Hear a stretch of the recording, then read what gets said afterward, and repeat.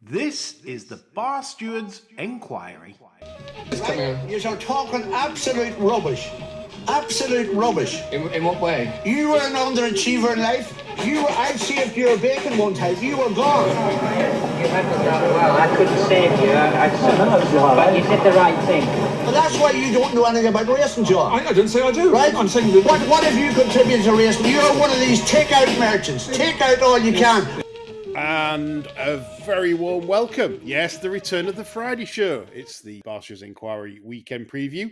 This is before we get to all the Cheltenham shenanigans next week. And joining me this evening are two very distinguished National Hunt judges, along as, of course, my partner in crime, John Lang. But joining us this evening are hello, John, Chris Gartner, and our paddock sleuth, Adam Norman. Good evening, chaps. Hello. Yeah. I mean, it's not the best affair tomorrow, chaps, but Chris, I've brought you on because if they chop your arms off midway, you just see Marla running through like a stick of rock all the way to the top, wouldn't they? You love a Marla, you do. I've seen it on Twitter how much you love a Marla. A big old Marla up there with a court cave. If you're going for a sire loving, they're your top two boys, aren't they? Yeah, that's why we have you on, just for the Marla angle at any point. You just look through the cards and look for a Marla, and there you go, there's my number. Yeah. Adam, of course, your paddock notes, if you read them on Patreon, you quite love the fillies and the mares. You love a big mare, you do. I do love a big man. I think I'm going to take one today as well. Oh, lovely. Look forward to. Right, so we've got Sandown tomorrow with Wolverhampton with the all-weather cards. So we'll be going through them after the best bets round.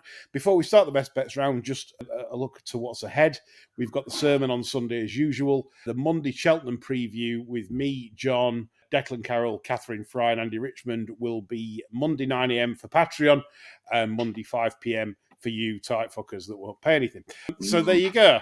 So that's the sort of weekend just ahead. Don't miss these podcasts. And before we do get on to best bets, I just want to ask Adam and Chris, right, your opinion on the Fez. It's a topic we will be covering on Sunday on the sermon in regards to how it's been going. Is it going downhill? Can it come back to the heights back in the days? What's gone wrong? Adam Norman.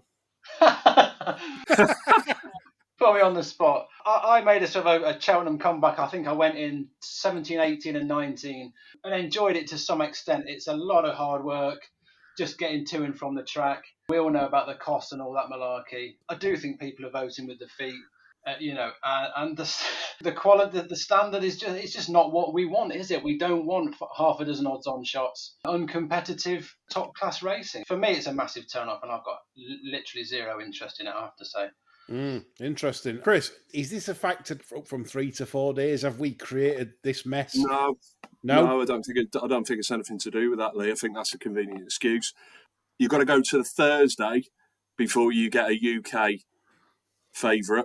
We've only got 2 favourites out of 14 of the chasers. All this nonsense that the UK don't get the best stock. I mean, I still see Ollie Murphy, Dan Skelton, Nichols, Nicky. They're still buying. They're still spending fortunes in France. They're still, spending fortunes on pointers. They're still...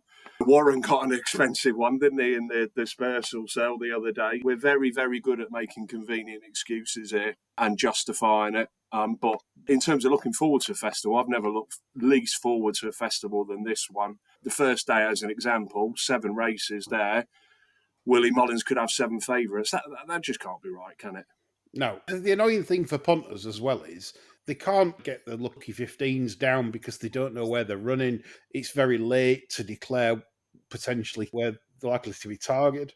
Just on that point, I haven't necessarily got a problem with this cliche Mullins bingo. At the end of the day, Mullins runs his best novices. He might not know those trips. The Ballymore and Bartlett won't be massively different. And I think he's obviously got a large amount of stock, particularly novices. You have that every year. Why are we surprised by that? He'll pick and choose those races. You've just got to accept that, haven't you? Yeah, indeed. I mean, John, you love it when Cheltenham's over, don't you? It's a bigger pick-me-up than a big injection on the Friday night, to be honest. Yeah, tend to think once that shit's over. Yeah, this is why on our Cheltenham preview we bring in enthusiastic people like Catherine Fry and Declan Carroll to get enthusiastic. That's just for the impressions, isn't it? I think so, yeah. Catherine Fry's developed a great Nicky Henderson impression, which is amazing. Had me in stitches when she was last on. She better be Could doing be that working one. for Unibet. Yeah, it was astonishing. She does the Irish well as well, so hopefully Catherine will be in great form. So yeah, it's one to look forward to. Right, let's stop waffling and get to the nitty gritty of tomorrow and making punters some money. So the best bets round 1 to 3 points. Chris Gartner, I'm coming to you first for your 1 point. I hope you don't mind, but I'm going to go a half a point wankerish here Nice on this one because, okay, good. I've got the authority to do that. 4:10 at Sandown in the Betfair Exchange Handicap Chase, to give it the company name. 2 here, Bangers and Cash and Skelton's Ballygriffin Cottage. I'll start with Ballygriffin Cottage first of all. He's obviously had a tremendous amount of issues. 9-year-old, only 9 starts over rules, but was a really promising novice. I think he went off very short at Towton last year, didn't he? Saw him at Haydock and looked a promising sort there. Obviously, it's just not gone to plan. He's probably got more issues. I just thought that was a little bit of a sighter last time there in a decent Class 1 there at Ascot, where they put Todd on board. They had no intention. It was just a case of getting him round. Justifiably carries a decent weight here, but Harry jumps on board. It's obviously a significant drop in class from a handicapping perspective. He's well in on his promise. Clearly, you're risking that in terms of his well-being, but thought there was a little bit more there. The other one is Pauling. He's just not been finishing off his races this year, Bangers of Cash, but has to go this way. I think the chase course, by the looks of it, is going to. They've got a couple of drying days there. I think it will probably go good to soft. Maybe I don't think it will be as attritional as maybe the hurdles course will be. I think they've got another win in this lad. This Bangers in Cash. He definitely stays. I thought he ran a promising race in the Mandarin there. They've done his wind, which maybe would suggest that he's not been quite seeing out his races. Decent fourth in the Masters at the course last time out. So those would be the 2 in for me. Did he birdie the 16th in the Masters? I always ask that question. Sorry.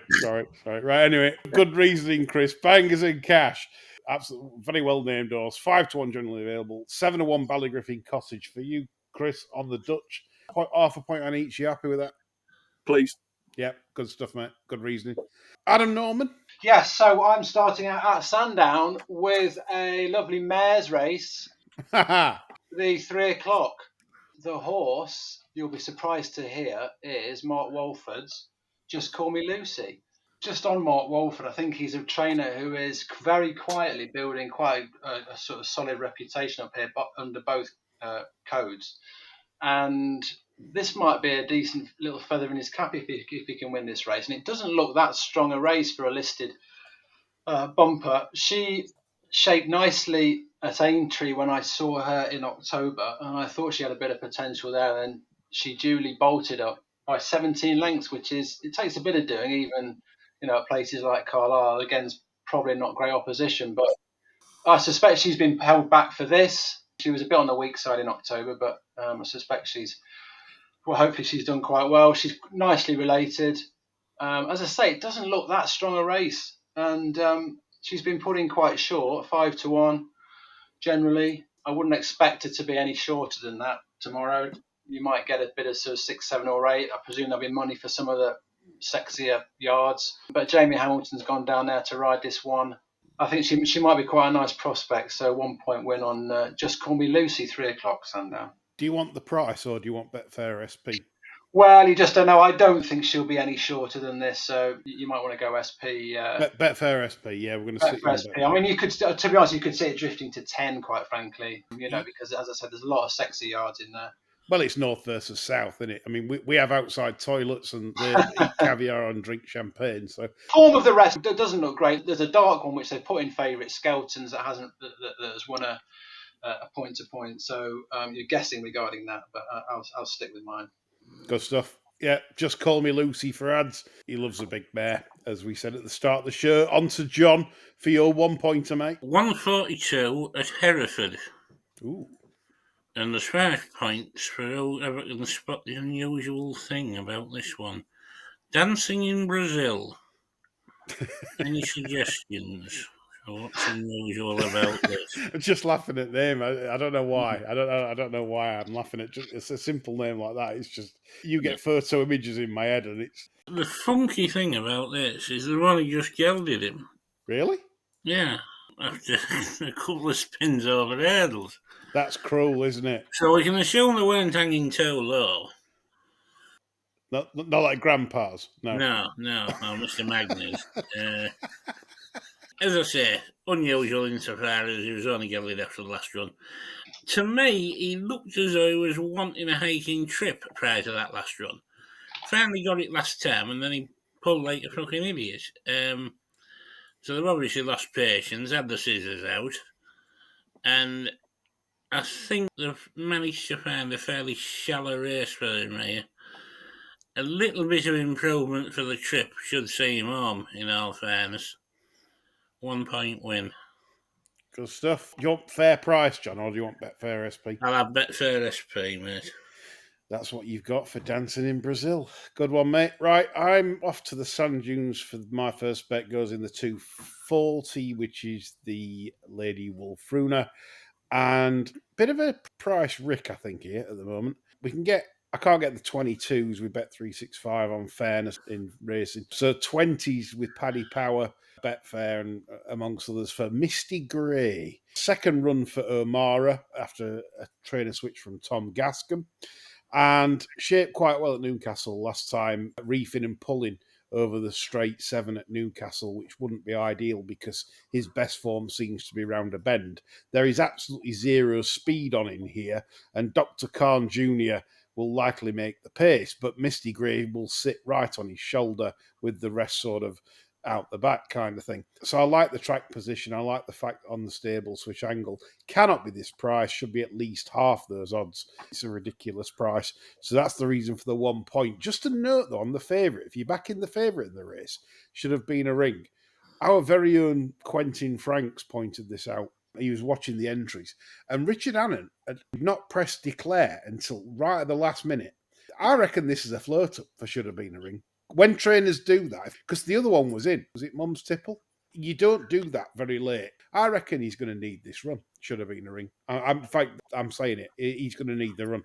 When do you think you'll click to declare a Stallion for the Craven League? Well, this is it. Will he be hovering at declaration time, or do you think you'll click declare? Exactly. 2 days ago. If you've got a definite runner, yes, this is it. Somebody will say, well, it could be the office that they've had the bacon sandwiches delivered and they've got grease down the top and, yeah. I think it's something more than that. And I think should have been a ring. He's there for a spin. Maybe he hadn't paid his internet and he got sanctioned and it only just came back on at the last minute. Well, every chance of that. An internet failure down in Lambourne could well be that. But anyway, Misty Grey, can't be that price. Confident 1 point win at the price is 20 to 1. John, swing it back to you for 2 points. Oh, God, right. 440 Sandown. Actually, is this our last week tipping over the sticks? No. Midlands Nash next week. Another national for you, John. Yeah. I was getting ahead of myself there. Starting to feel happy. S Perfecto, 440 Sandown. This one has done nothing but impress me with his jumping and let me down with his finishing efforts all season. And he's jumped like an old pro, like Pat Butcher in the younger days. She was an old pro, wasn't she? I think this track with the railway fences and whatever, he'll play it with strength. I think he'll get a lot of them at it. As I say, looked set to win last time. Maybe didn't find as much as I expected, or as anyone expected. I'm just hoping they're a bit more positive on him here, because I think you can have these seen off before they get to the world famous pond fence. 2 points win. 7 or 4. Do you want that, Yes. or would you like Betfair SP? I think we'll go a bit bigger. Right, I'll so have Betfair SP. Betfair SP for Jonas to kick off the 2 point round. I'll follow it up with also going to Sandown for my second bet, and it goes in the 335 race, the Betfair Serial Winners Fund, whatever that means. Means you win some cornflakes, doesn't it? And it goes on the obvious jolly of Nichol's Golden Sun, 3-1 generally available. This has got the best form in the race, simple as. The runs in France are superior to this mark. It faces rivals that have been winning and going up in the weights. He only went up £3 for Kempton. I thought he did it a shade snug. He has pulled up a couple of times on very bad ground, but I think the ground will dry up a little bit. It won't be like the Aintree ground where we saw him pull up and not enjoy it. And the Kempton effort for me under the first time pieces suggests that there is life there. And I think there's nothing in here with anything in hand. They've all shown the cards. They've all shown the faces.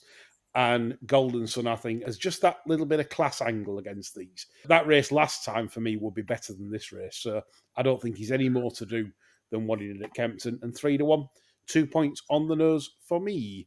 Adam Norman. Somewhat disappointingly, 410 Sandown. Mm-hmm. I'm also going to split my stake. Oh! The first one's Bangers and Cash. Ah! He's 4 from 11 over fences. Just like the horse, Chris has basically said everything that needs to be said. Pauling doing no wrong. I like Ben Jones in preference to Keelan Woods as a plan. Stays forever. I think he's going to be on the front end, which is what you want here. Drying ground. Everything points to a big run. My other one was Castle Robin. I think he's been a bit overlooked. He's 4 from 12 over fences. Another one that's likely to be up with the pace.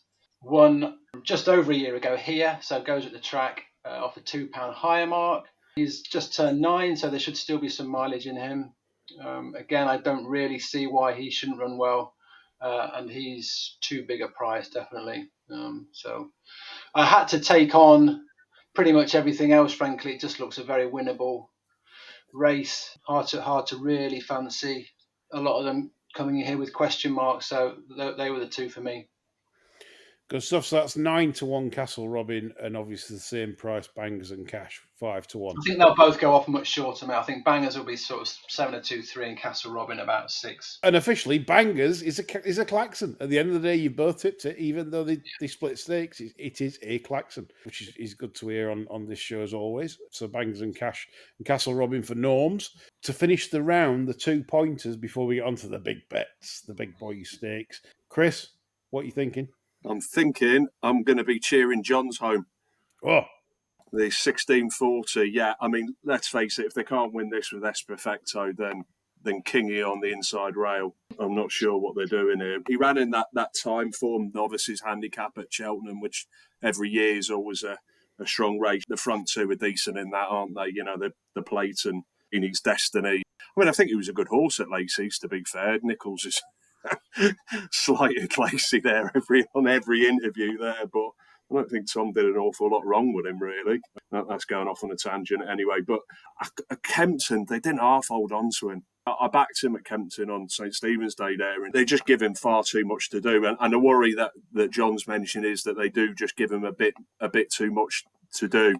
The other worry is that he's just a bit of a notebook horse that, you know, always flatters to deceive. But I just think he's got a big shout on him, really. His jumping's generally sound. I think he'll enjoy the track. The only other one that I probably will be doing on the day, because I think it's a good jockey booking on him, because I do think this horse needs him, is the Lacey horse in this, who is got a quirk on him, and he's been hard to win with. But they've jocked off Shepherd, and Sam jumps on her. I do think he needs some stronger handling there, really. And I think this race is probably in mind for that one. He finished a neck second here a couple of seasons ago off a lot higher mark in the 130s there. So for the purposes of this, I'll play S Perfecto, but I'll definitely be having a saver on Lacey's one. Cool. A second klaxon, which is always fantastic on this show. It is a fav, but we don't mind a fav. Get pushing. It's 4:40. He's a good fav for me. Yeah. It's 4:40 in the day. You're doing your bollocks. What do you do? Safer gambling. Have more on. Please gamble responsibly. It's Garner and Lang sat in front of the telly with their absolute crown Throw jewels them on. in the pond. Come on. Get it going. Yeah, if that don't get you going, nothing will. Maybe a pacemaker if that don't get you going. 7-4. Do you want the 7-4, Chris, or Betfair SP? I'm not sure I've got much choice, have I? No, you have. Do you think going to go off bigger than 7-4? No, I don't. Right, 7-4. Chris wants the 7-4. He wants the Nevis to roof about S Perfecto doing the business and sending home most people happy, the blogger army happy in the last Sandown. This is it, folks. This is the big bets, big boys time. This is big boys stakes now. And girls, of course. Sorry. Don't want to all 1980s there. Terrible for me. Not the same way as them Yarkie adverts. Yes, yeah, exactly. Yeah, you get some slated. Right, 3 notes then. Who should we go to? Adam Norman. I want to know your max. Right. This is almost for comedy value alone. We'll talk about this race a little bit later, probably a bit more, but the 150, the EBF final. Yep. There's only one horse we can pick in that, isn't there? And that's Hastings. Absolutely. Everybody saw the most appalling non-trier ride last time out. If there's any mitigation, this horse hasn't been the best jumper to date. I mean, that's fair to say. He's been very novice-y. For a horse with quite a bit of experience, he's obviously now 7. That was just dreadful last time. I tipped it there. The drop to 2 mile was a bit of a quandary, but they just didn't even try. Presumably this was the race they had in mind. What I will say about the opposition, it doesn't look a strong race to me. Perhaps we're getting a bit sort of rose-tinted with this race, you know, with the sort of the names that tend to turn up here. But I didn't really see much that was to worry about. I mean, Pick Rock has won since Hastings beat it, Cosley at Catterick, and I think he's £12 worse off 119. Hastings, if he's as good as pretty much most of the racing public seems to think he might be, then 3-1 may even prove value, but it's obviously not value. But as I say, comedy value. I'll go in again to try and prove myself right last time. Yeah, 3 points on Hastings for Norms at 3-1. Generally available. We'll have the third klaxon on the show, Norms, and this is a max klaxon because I'm following you in. How is this even 3-1? Right? I don't care how many runners there is. The run at Catterick, right? The 4th in is Pete Rock, Ben Pauling. Could have beat that by about 10 at Catterick if it had wanted, but it was delivered late in true McManus style to only just win by the minimum. And Pete Rock's worse off at the weights. Yeah. Hastings gave it 6. Pete Rock's now got to give it 4. Yeah, right? 10. That's your 4th in. People are just looking at the numbers here and not the actual chance. This is a 6-4 chance. It's the price not to get brought down, all the shit that you get, bellyache. It will win on the absolute Billy Idol this week. Probably in McManus style. He'll probably deliver it after the last and keep us all sweating right till the last 100 yards.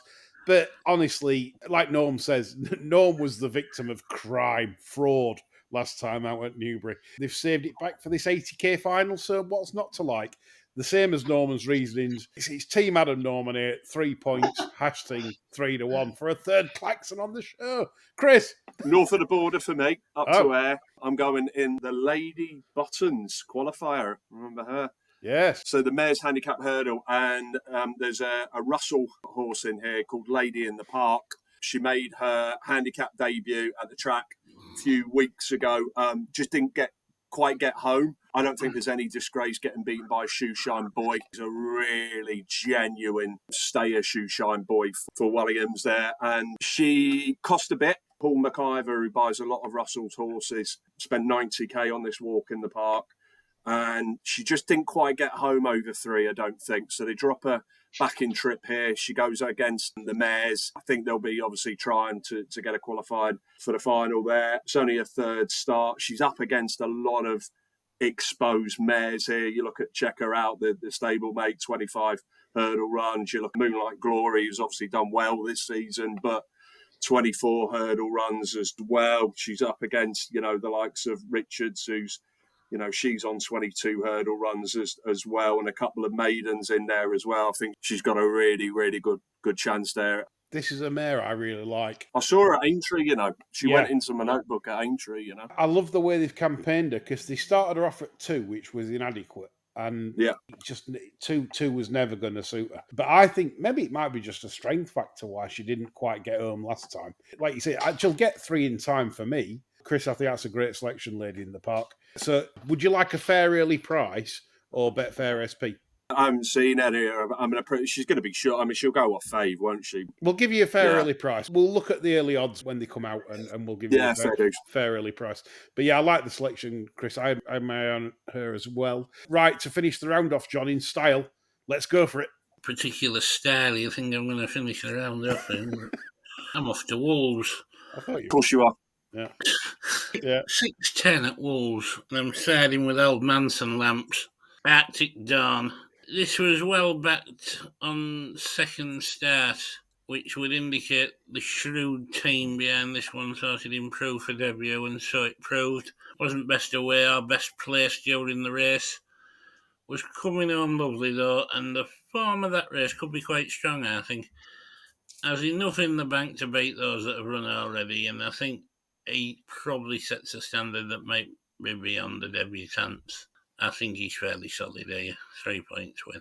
Okay, John, what are you expecting? Around sort of 7 or 4-ish, that kind of I think it'll be just under 2s. Yeah. No, it looks an ideal opportunity, like you say. Did shape well last time. And as noted in your column, which is, of course, available on Patreon for just £7 a month. Right, thank you, chaps, for finishing the max bet round. Lovely, lucky fifth. Well, no, it's actually not, because me and Norm have klaxoned, but you've got a patent there to go to war with tomorrow, a big patent. Can we land the big patent tomorrow? Let's hope so. And set you all in the right track for Cheltenham next week. Right, let's go through the television races. We'll start off with Wolverhampton, which is 2 races there. John, me and you can bag heads together on this while those two do their own thing. 240, the Wulfruna, as mentioned, I think should have been a ring. The horse is probably gagging for a trainer switch. Quentin messaged me today and he says, because he watches the decks like a hawk, and he said, Mum's Tipple was the one that was ticked as in. Yeah. Right, so that was already ticked. Mm. And the late tick came on, should have been a ring. I was going to have a float up. That's a negative, surely. Well, it's got to be, hasn't it? I mean, on the figures, it could float and still win this, couldn't it? He still might. I'm not saying anyone go out there and lay the bollocks on it. I'm saying that I reckon that this is not really the plan. If we win, we win. If we don't, we don't. If you know what I mean. There's just something of a gulf in numbers on the ratings, isn't there? But I'd struggle to dig a bet out, to be honest, because I think should have been a ring is a class apart from these. I still don't want to back her because of the afterthought situation and everything else considered. The pace setup, though, there's no pace. Dr. Khan Jr. will lead. Misty Gray sits on the shoulder. The rest just are out the back. Dr. Khan Jr. That reminds me of Marwan Kokash. I don't know why. What, the arms dealer? Yeah, is he finished now then? Or? Yes. Yeah, he's done. He sat in his police car in some woods. No more nauseating features on him on the telly. No. He's done. Finished. Out of the game. Tragic. A tragic loss. Yeah. No, as I say, I'd really struggle to see anything beating this, but I don't want to back her. What with what Quentin said? The old very late entry. Yeah, because you don't want to be in a position where you don't know what Annan's doing, because Annan's not far off not knowing what Annan's doing, is he? Fair point, well made. Right, so if we move on from the Wulfruna, obviously my choice, given what I think that the favourite will need the run, I think there's a big chance for a shock in that. 3:15, Kingdom Come holds the market at 5-1, Irish Raider, Johnny Mercer's final voyage 11-2. Lots of horses in form here, King's Code in cracking order, only does enough, just keeps going up, but Holly Doyle puts me off. Kingdom Come did a great sectional upgrade last time, he's ready to win. Ross Ryan has got off King's Code to ride Kingdom Come. That's a tip in itself. Obviously, he's head of the market. Sabuska, John, could be the interesting one off the pace. Well, he's got a hell of a turnaround in his weight situation, hasn't he, really, from even the end of last year. I mean, he was rated 113, he's down to 103 now. You've got the semi-useful Brandon Wilkie taking 5 off. That's a net 98. When was the last time he ran off double digits? Yeah, exactly. And they could be the right pace setup as well for that horse. Ben Acre as well's worth a mention. The terribly campaigned Ben Acre. Susan and John Waterworth What are you doing, earning horse, with that absolute moron up in Midland?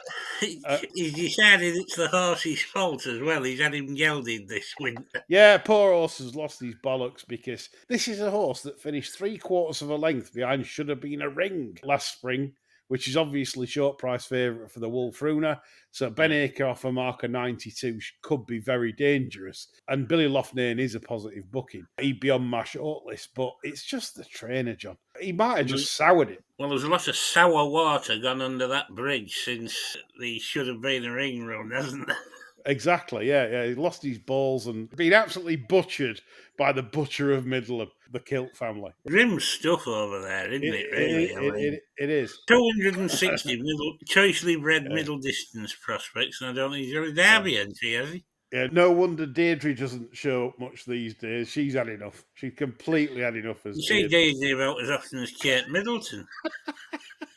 I know. What a yard. Anyway, but Ben Acre, we've outlined the claims of probably Ben Acre, Sir Busker at prices if you fancy those. It's a very, very tough race. It's a telly race, so don't Ruggle Murter out of popping up with his little catchphrase. It's gin pate. And what's that cheese, John, again, to advertise to our listeners? Oh, my God, you caught me on the hop there. Bishop something. Yeah, Cropthorne Bishop. Cropthorne Bishop. Get some Cropthorne Bishop cheese. Christ, I can smell that from here. To down that on a Saturday afternoon. Smell my cheese, as Alan Partridge said. Right. We'll be doing that after it's perfecto, won't we? Nice lump of plum bread with it. Oh, plum bread. Look at that. Right. Very, very sophisticated is our John. On to Sandown. We've got 4 TV races there, and we start off in the 150 where me and Adam have made the perfect case, I think, for Hastings. I know people get scared when it's like that short and there's 17 runners, but I've seen horses go 5-4 in Imperial Cups and win by 10. I'm not really bothered about the price. I think this is a 135 horse, Chris. What do you think? Oh, he's a nice horse, all right. I mean, it was to get a mark the last run, wasn't it? Richie did an occasional little tap down the back, and there you go. They've got the mark, and he's stuck in a, what's it worth, 45 grand race. Well, there you go. Half of the field will be chasers for next year, won't they? Yeah. So it's kind of unpicking how much they've still got left over hurdles. I'd be interested in Sue Smith's over a fence next year. Yates sometimes take a bit of time, don't they? So he'll be one for me to follow. I thought Weston in the Park was a bit overpriced for Milton. Oh, sorry. I see what you did there. I mean, he spent a bit on him. He's a good jumper, and I think he might have a little bit more on him. It wouldn't be a race I'd play on, but I thought he was a little bit, I think the 16s knocking around. I think he might still have a bit more improvement in him, cost a fair bit. So on your notes as well, because I put all your notes down in my notes, just like I do everybody's, to be fair. You said about Champagne Twist, you kind of like him as well, I think. Yeah, it's just working out how much he's got left. I don't know if Adam was at Donny that day, but he jumped pretty well. That he ran to the line, he looked a nice sort. It's just, he's quite high in the weights, I'd say. How much he's got in hand, I mean, they'll no doubt stick him over a fence next year, won't they? So, yeah. You said about Hastings, this is why I like your notes. You said here, on the 11th of January, nicest horse I've seen since 0 Shades of Grey. Category. It's interesting as well because that sire, they'd won a few years back, Solly Dioc. Yeah. Who I think won at Aintree, that would think won a couple of and I think JP's had a few of them sires. Yeah, I mean, he's going to be a nice chaser, isn't he? But then again, there was another one there, French name, Petit Tenard. I thought would go on and do something. He's just not done anything this year. I've been so disappointed with him. Yeah. So you never know, do you? Nope. You don't, right? John, sorry, are you only viewing the 150? Champagne Twist for me. You also liked that last time, didn't you? I tipped it last time. You did? That's it, yeah. I thought it rang a bell somewhere. Your 3-pointer. It was, wasn't it? Yeah. The only issue for me would be if John Joe's fucked it, and he probably has. So. Yeah. I've got very little faith in the Jack Dawes Castle outfit, to be honest. I know what you're saying. Yeah, John Joe, probably not a yard to go mad about. But anyway, right, 225, the Imperial Cup. Bad, his favourite 11-2. It's a bad Imperial Cup, isn't it, really? It is. It's one at worst I've probably seen. I'll just run one past you to get us started. And I was close to putting this in my 3. It's the Nichols run at Sans Brut, the French import. that I thought that was just a float up last time at Doncaster. It was really free. She wasn't hard on it. Typical Bryony wants the headed. I'm not sure it was there to win or anything. The French form would say it's better than 132 on what my conversion stuff. And the way that this travels, etc., I just thought it'd be ideal for Sandown because they'll go handy with it. I thought she got carted on this last year. Yeah, she did. And I think Cobden in the saddle now. I see there's money for it overnight. I think it's 10-7. So I wouldn't have tipped it probably at 7. I'd have tipped it at 10. But I thought that one was a very interesting contender in what is a very weak Imperial Cup, chaps. Thoughts? Could be class against shit, couldn't it? I could see that, Lee. I'm going to stick a hood back on him, don't they? He's got some form, in fact, just looking back. His French form, he beat Golden Sun, didn't he, over hurdles? Yeah. Is he not a bit of a state? Some of these French horses, are different over trips, aren't they? But, yeah, and the ground might mediate that. But I just wondered whether, I don't know, I'm not sure about the dropping track. The hood makes sense because he was keen at, where did he run? He ran Donny last time, didn't he? He was Donny, yeah, I mean, he was keen and he just 2 out, light went off. He didn't shake like he wasn't trying. I mean, he would have needed the run. They've been trying to get him out for couple of months, haven't they, really? He's been entered in a few things. I took a dim view of Son's Brute at Doncaster physically, quite small. I know he's done loads of winning, but just personally, I took a dim view of it. I didn't like it. I think it needed the run quite badly, actually. I was massively against it that day. That's interesting. If that means anything to anyone, I don't know. But it's interesting. 6 weeks off, like you say, if it was there not to win, and yeah, definitely not. It was a massive drifter, I think, wasn't it? Very easy to back, yeah. I think he was put in short early doors. Obviously, the form's there from France. I don't know. It's been off for 8, 9 months. I don't know. It didn't appeal to me. I don't like that profile at all, personally. But crappy little race. I mean, Bash's Reflection I've seen a few times this year. It's probably not got the class for it. And dogged it last time. I think it needs riding much colder than what he keeps getting there too soon on it. But I don't think it's. Having said that, I don't think it's probably got the class for it. Is that bonus still on? Where if you win this, and then go to Cheltenham and win something else, you get a pile of money. It used to be bonus, didn't it, for county? Yeah. It was the Sunderland's, wasn't it? Yeah. Sunderland started it. Olympian did make the double. It was all papy, wasn't it? Stallion Win did it as well. Yeah. It's crap, isn't it? Yeah, it doesn't interest me as a race. I can't believe that the bottom weight's 113. Yeah. Wow. We double digits next year. Well, it's a bit like the Betfair hurdle, isn't it? Yeah. Essentially a 0 to 140 again, isn't it? Yeah. It's weird. It is. How aren't people going out all season to do that race? What its value, and as Adam says, 0 to 130. If you had one, you'd lay that all out all year, wouldn't you, for that race? Yeah. Well, I think now surely owners must start waking up to the Cheltenham. Everyone owner wanting a runner in the county hurdle, or everyone wanting a runner at Cheltenham. You've got to just think like maths here. You sod Cheltenham, Imperial Cup, 51,000 to the winner. Like you've just said, Chris, you could have something really nicely handicapped off, say 125. You might not get in a county. You get in this, and you'll be fav because if you've got say £10 with your mark, 125, you're going to be fav to win 50 bags instead of taking on Fat Gordon and Chemical Nicky and Jungle Juice Willie. What's not to like? But yeah, I think some owners and trainers really need a good shake-up sometimes because this is a disgrace for this kind of money. Washing before they'll stick their dick in it. Yeah, pretty much that. Right, so selections-wise, obviously I mentioned the Nichols. Chris, if you had to make a selection, what would it be? I'd probably go for Gypcott on this one. I know it's Huntingdon, but I thought it was a smooth. I think I quite liked him at Carlisle, and I watched it on the telly, and the race was gone down the chute. It was just too much. But they give him a break. They stuck the hood on with the tongue strap, and he just travelled ever so well there, really. The fact that they turn him out again, obviously, I think a lot of Pauling's horses, I think he's trained them slightly differently this year, and that a lot of them have needed their first couple of runs. So, yeah, I mean, it's not a race I go mad on, but I could see Gypcott going ever so well. Yeah. Good stuff. Adam, John? Throw a few quid at Bash's Reflection with as many places as he can find. Yeah, good stuff at big odds. Yeah, nice odds there. 33's in the win. John?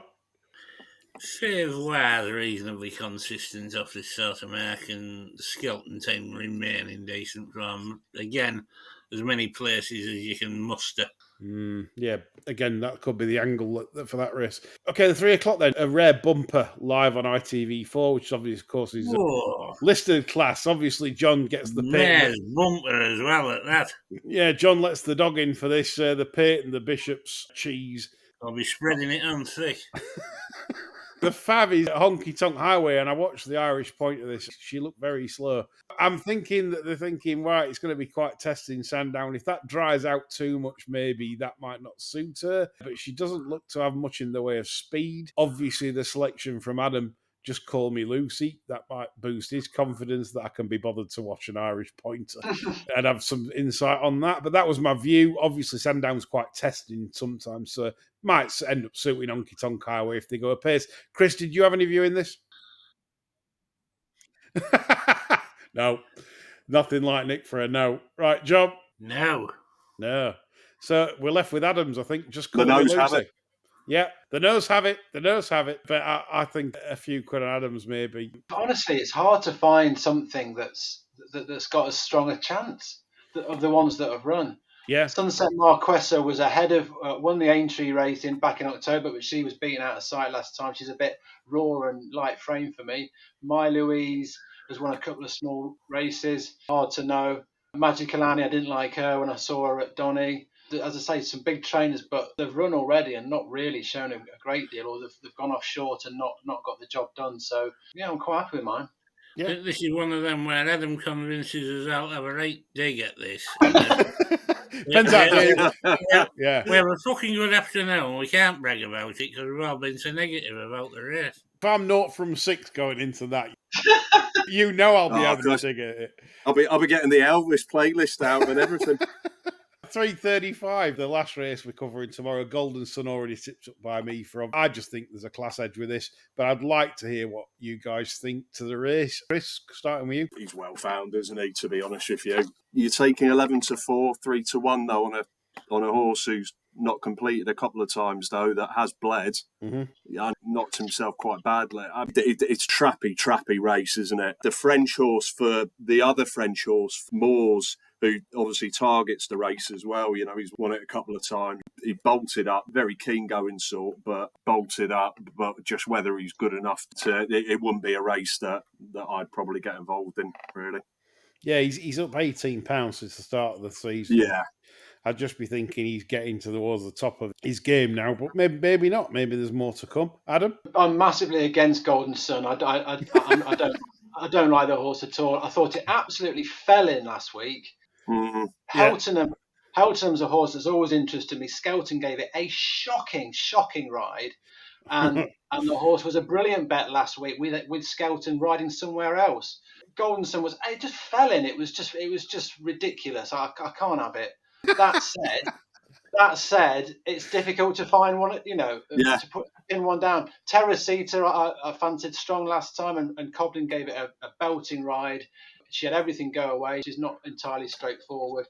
She won't have things similarly going away again. They all have some sort of claim. I like Scarface as a project, but I've not really followed him since he ran so poorly at Wincanton back in November. I don't know much about the Moore Yard. I tend to get them wrong every time, but it really wouldn't surprise me if that kept winning it. But I'd take on Golden Sun. I really would. I thought that was dreadful last time. Well, that's me, fuck John. Can you give me any hope whatsoever, or should I just abandon ship?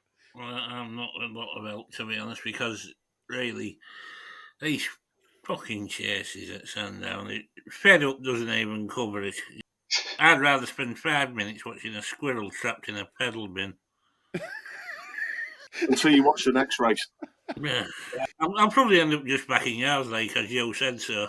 That's about where I am with it. That's the worst thing you can do. But anyway, do you reckon that's why they have the majors round Sandown, John? All the Sandhurst boys?